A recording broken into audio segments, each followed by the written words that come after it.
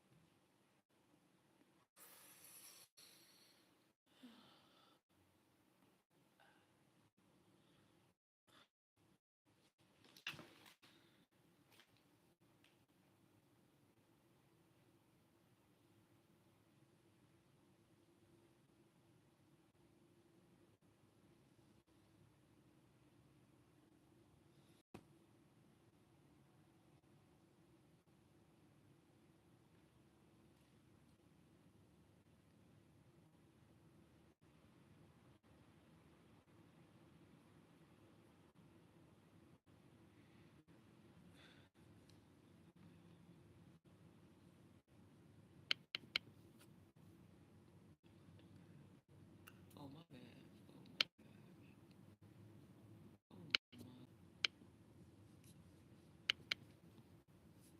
Okay. Share.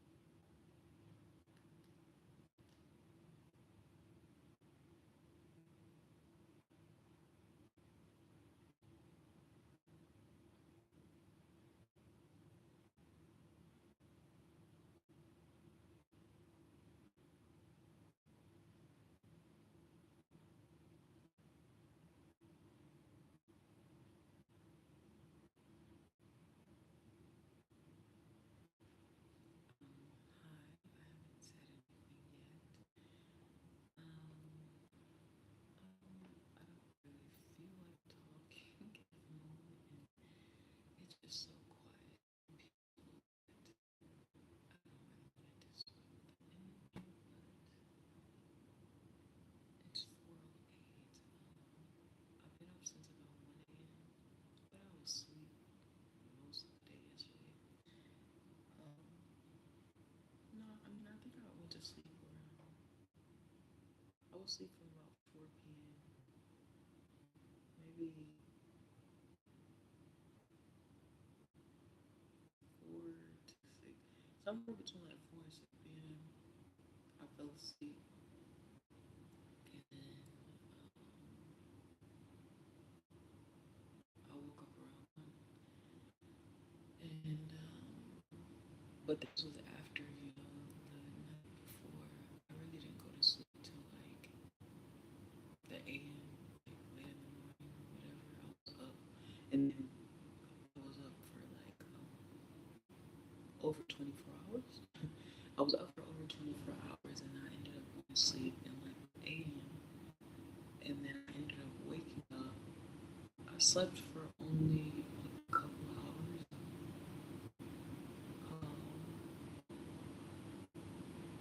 No, I think I just slept until like I went to sleep maybe around 5 a.m. or something. I don't remember.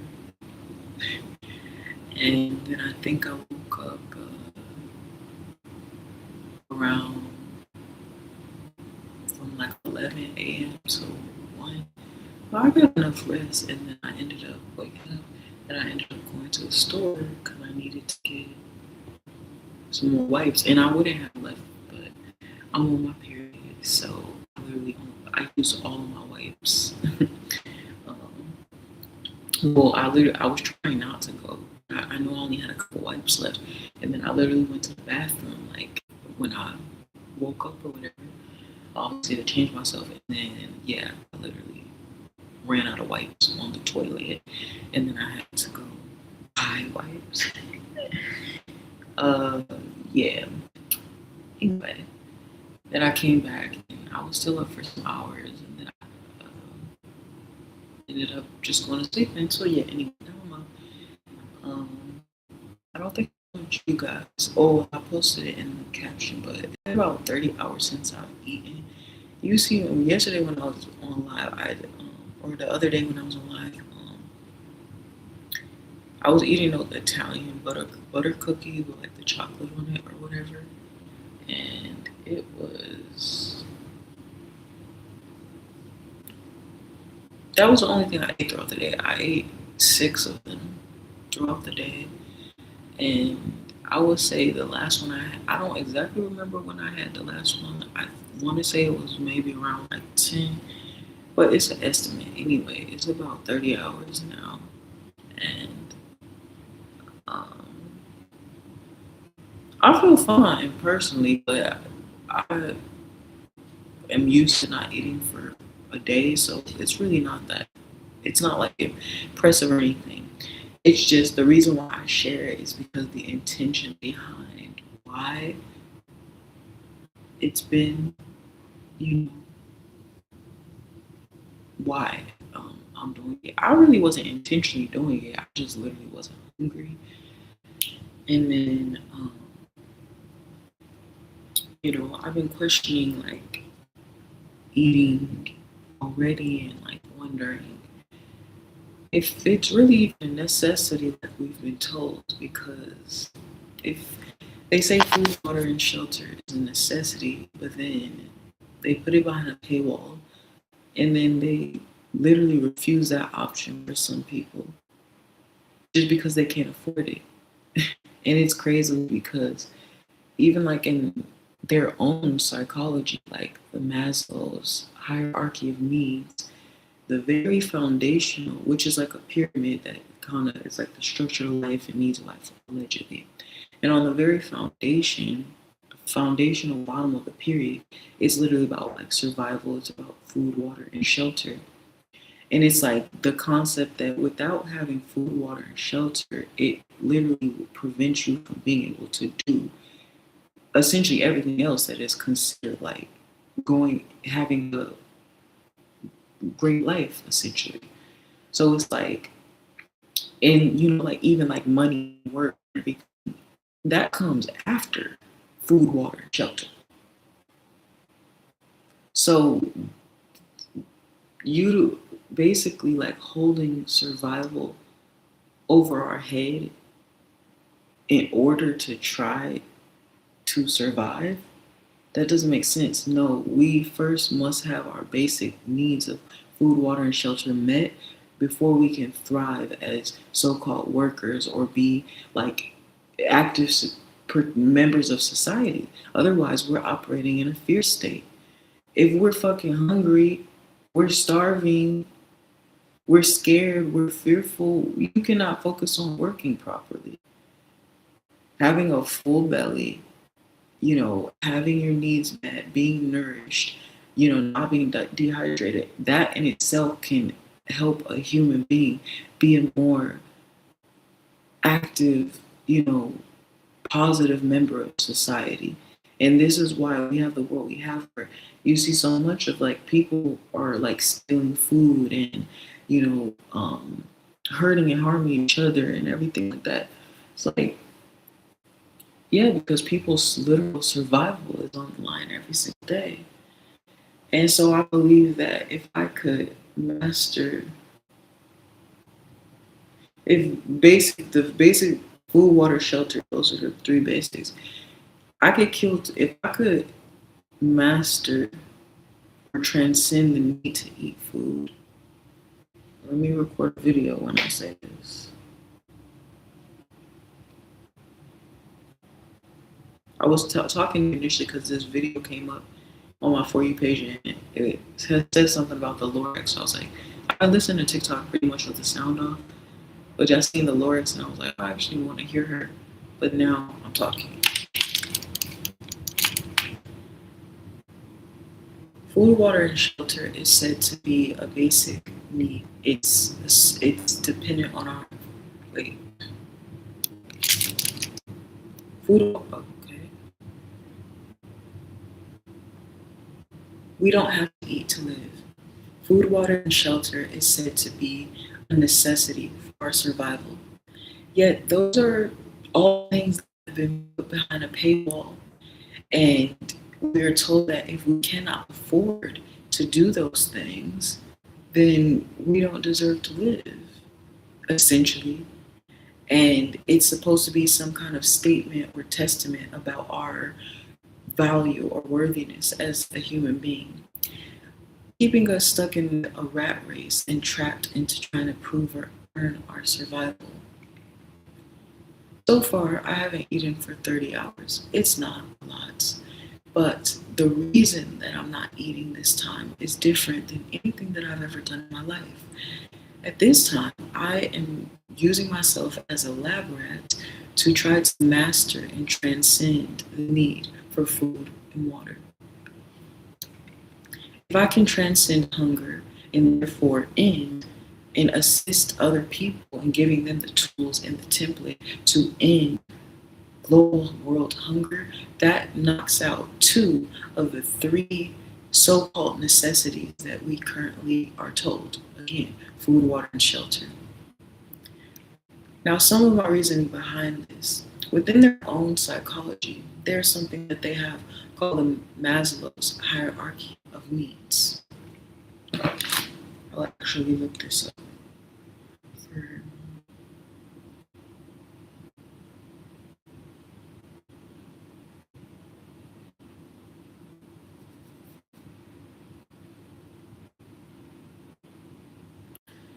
I'm going to read this. It says it's a psychological theory by Abraham Maslow proposing that human motivation is driven by 5 sequential tiers of needs, typically visualized as a pyramid. Individuals must generally fulfill foundational deficiency needs before progressing to higher level growth needs. So essentially, this pyramid, which you have to look it up yourself. You cannot see that. But I'll read it. But essentially, it consists of 1, 2, 3, 4, 5 different levels. And so the idea is that you need to fulfill, have the basic foundational needs met before you can truly start going to other levels, right? So this is where I have an issue. Within, I'm trying to find a good picture of it. Like, what? Something I can actually read. Okay, so yeah, the basic foundation that is put, the physiological needs. Before we can move on to the other 4, the basic one we need is, that was a fruit fly. It's air, water, food, shelter, sleep, clothing, reproduction. I don't really know why that's on there, but yeah, that's the first level. And so right then you hear that and all we have to essentially pay for all of that. You know, there's a cost to all of that. So with so many people not even getting those basic needs met foundationally, how can we then begin to move on to other levels? The top of the pyramid is self actualization, desire to become the most that one can be. So, why are we stopping so many people at level one? And then we wonder why we have a society filled with so many people who are not self actualized. And mind you, now what do you need? If those foundational levels, before we can even start moving on, if we have to cure those foundational levels, secure those foundational levels before we can be prepared to truly do anything else, the fact that those things cost money, and if it costs money, that means you need a job. But why is the level beyond this one, the level after the foundational physiological needs, the second level is safety needs, which says personal security, employment, resources, health, and property. Now, again, a lot of those are either non existent for some people or, again, uh, available, right? So, how is employment the second tier, but food, water, and shelter is the first foundational tier? But you can't complete the first foundational tier without the second tier. But the only way you can truly succeed in the second tier is when the first tier is met. Hmm. So I find an issue with this. And I'm questioning and I'm always side eyeing everything that we've all ever been told. And so I believe that, again, because they can fix themselves to put food, water, and shelter behind a paywall, I believe it's optional. And if I could prove and find a method and technique that is teachable and repeatable for other people to transcend the need for food and water, it's only a matter of time before we can wake up to the fact that shelter is also something we shouldn't have to pay for.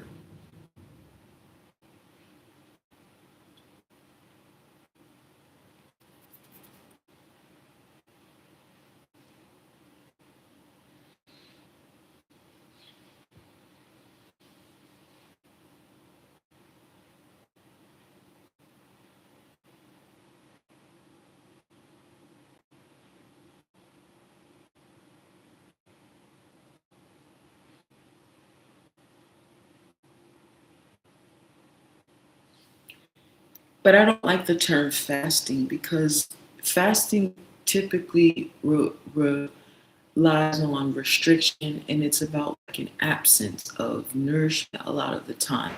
And so I know that that's the known term for what I seem to be doing, but I'm not fasting. I don't consider myself to be fasting. I'm essentially testing to prove that there's an alternative fuel source. We see food as our current primary and really only source of, nourishment. And I believe that food is an extension and a mimicry of the foundational fuel source that we have been given and provided for free, which would come in the form of like air, oxygen, and sunlight, light maybe. So, but primarily, especially focus on breath. And so there are certain meditative practices that that I've already been working on for the past couple of years, that I've already been developing, and I'm currently to get me through these hours. It's what I've been using. And the more that I use it, the more that I understand, the more I'm in tune with myself. I'm literally perfecting the practice in real time for me and then therefore the world so that I can share it. So meditation is with this. And it's not just about ending global world hunger. It's not just about flipping the world as we know it on its ass, but it's about shifting the collective consciousness. and removing and helping to assist in removing people from the fear state that we are currently in. It's restoring power with two people within themselves, but also restoring connection to the source.